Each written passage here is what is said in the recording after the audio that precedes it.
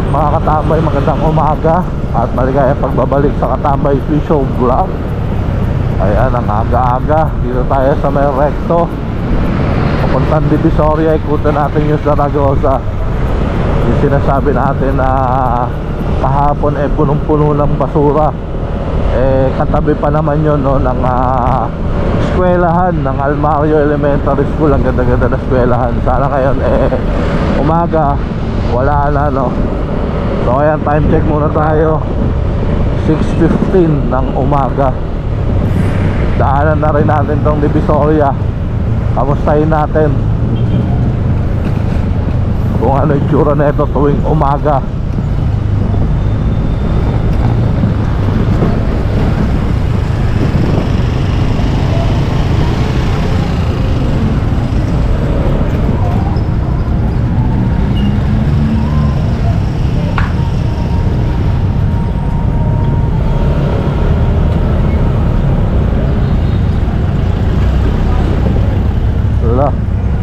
Ito, ang dami pang mga basura dito.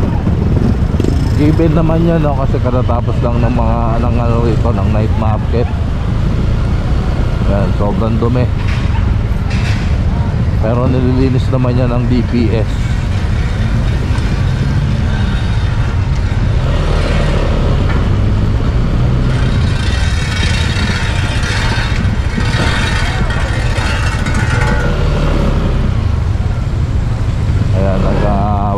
Walis na sila rito, naglilinis-linis na no. Kami naghahakot na ng basura.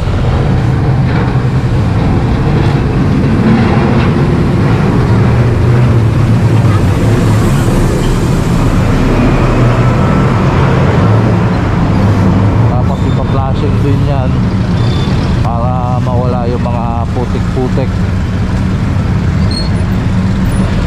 Kaya may mga mangingilang vendors pa rin dito.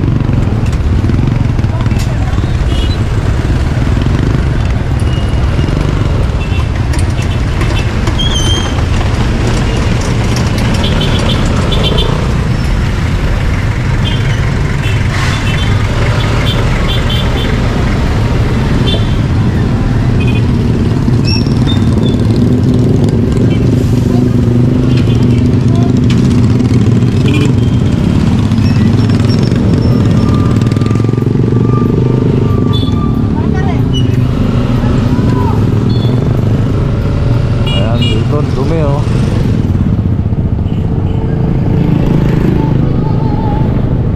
"24 hours kakot ng basura."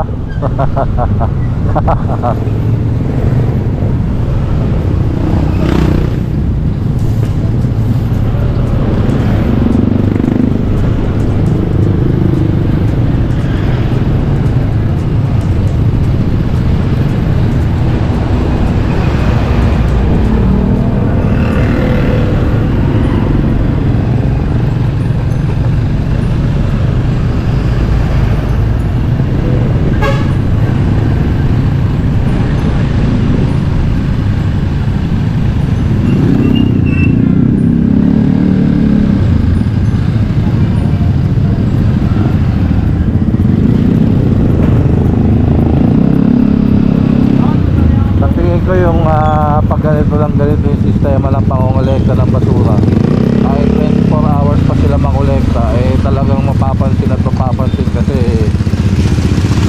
may mga basura na ano eh. Ayan o, katulad yan, may impact sa isang lugar. Hindi kasi sila pumapasok sa mga maliliit na kalsada, mga secondary road. O yan o, dito na tayo sa Medelpan, Gat and West.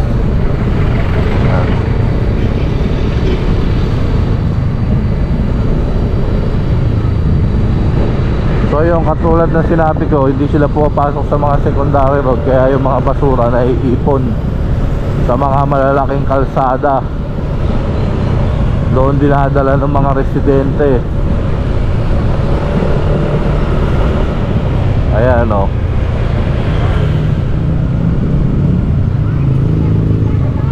Oh, yan katulad yan. Fire brand pa. Eto, sana wala na rito yung basura nakita natin kahapon. Nako, nandito pa rin mga katambay. Ayan o.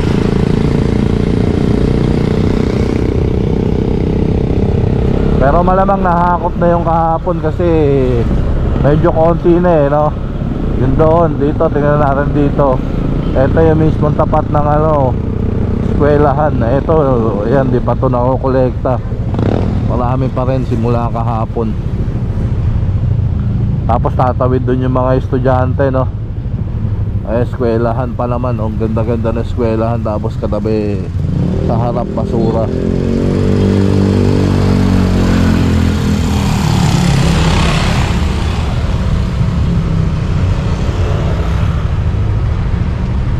Ayan, ito hindi na kolekta yata ito kahapon.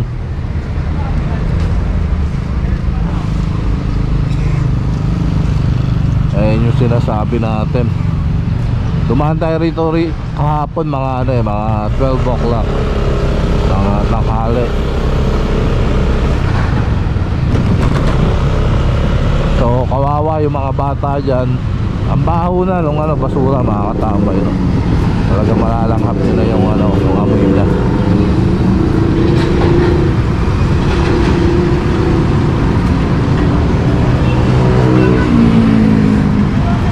Dito naman tayo tumahan sa may Arten, tapos sa Moriones. Tingnan natin.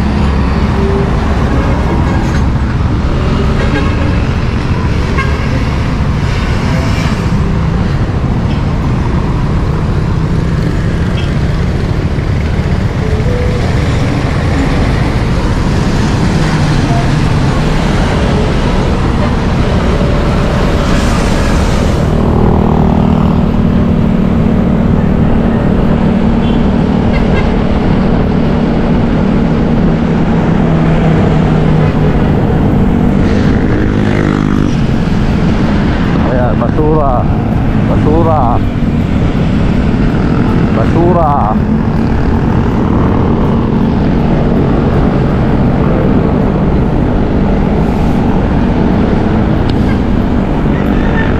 Kahit na anong linis, kahit na anong pangongolekta, yan gawin, ganyan. Ganyan at ganyan pa rin mangyayari araw-araw. Hanggang ganun yung sistema nilang pangongolekta ng basura. Hindi pumapasok sa mga secondary road, ganyan pa rin ang mangyayari dito sa Manila. So talaga makakita at makakita pa rin tayo ng basura sa kalsada. Ayan o.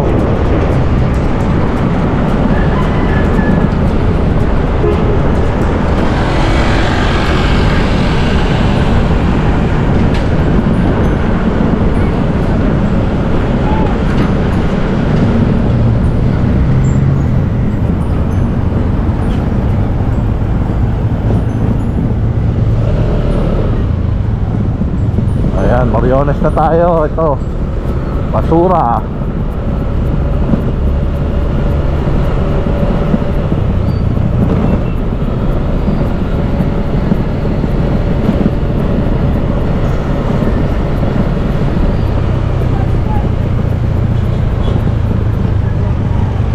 basura. Ano to? DPS.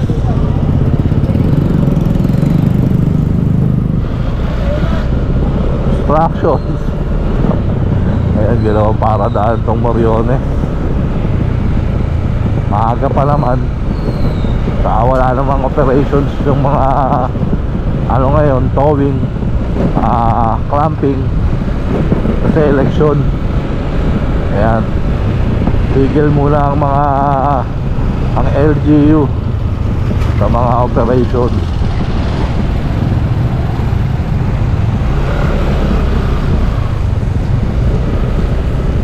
Ayun, tutulog dami rin, natawiran.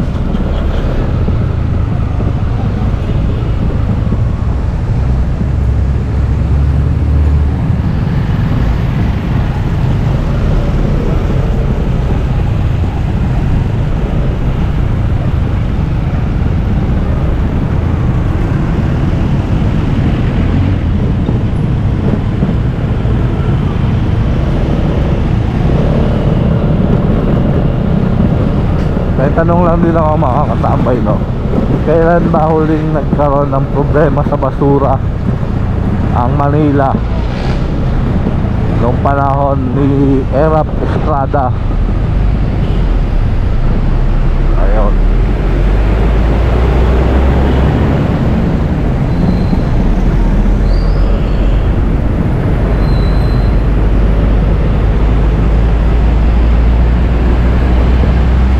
Ayun na lang ang maglaro ng isya.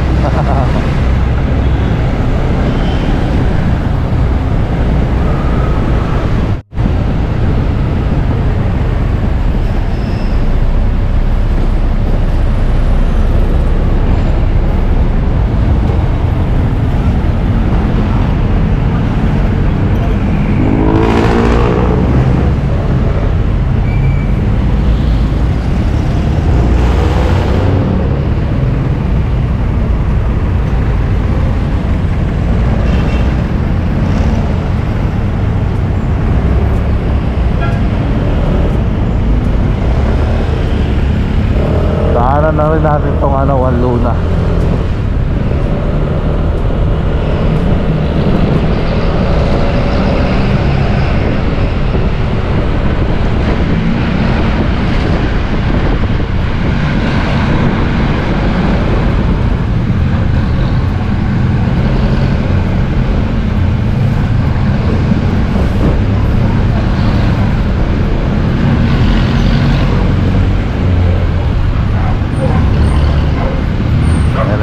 Malinis na, nadaanan na ng basura,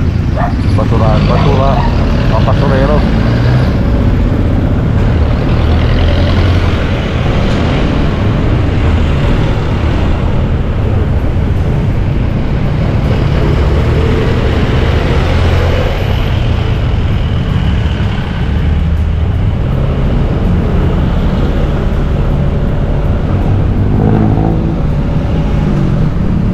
Malinis na rito. Pero in fairness naman, mga katambay, may improvement naman. Mga bagong basura na rin naman yung nakikita natin sa mga nakakalat sa kalsada. Kaso nga lang ngayon nga, problema nga yung sistema.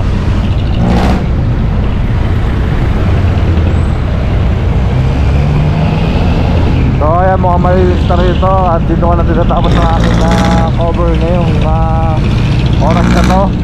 Maraming salamat ulit sa inyong pagsuporta.